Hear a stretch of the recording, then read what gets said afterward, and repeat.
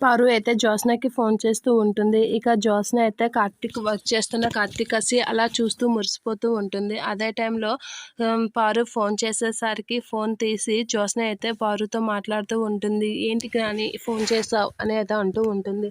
ఏంటి late night అయినా ఇంకా రాలేదు అని అంటే, ఆఫీస్లో బావని మొగుడిని దగ్గరుండి పెళ్ళం అన్నీ చూసుకున్నట్లుగా జాగ్రత్తగా చూసుకుంటున్నాను నాని.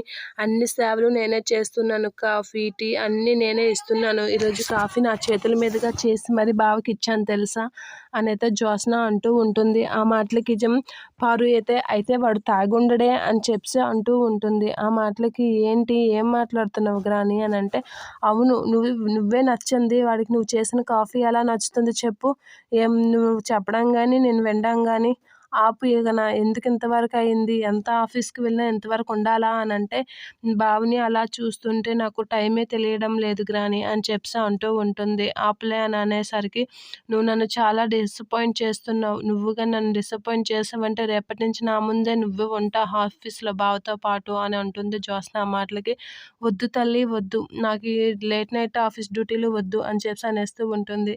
ఇక కార్తీక్ అలా చూస్తూ మురిసిపోతూ జ్యోత్స్న అయితే బావని ఇంత టైం ఉంచి దీపని బావని వెయిట్ చేశాను, అది చాలు. ఇంకా ఎక్కువసేపు ఉంచితే బాగోదు. రేపు కూడా మళ్ళీ బావ ఆఫీస్కి రావాలి కదా అని చెప్పి జ్యోత్స్న అయితే ఆలోచిస్తూ ఉంటుంది. అలా ఆలోచిస్తూ ఇక టైం అయింది, బావని ఎలా అయినా పంపించేసి రేపు మళ్ళీ చూసుకుందాం, ఈ 14 అవర్స్ వాళ్ళిద్దరిని దూరంగా ఉంచాను, అది చాలు అని హ్యాపీగా ఫీల్ అవుతూ కార్తీక్ని అయితే ఇంటికి పంపించేస్తూ ఉంటుంది జ్యోత్స్న.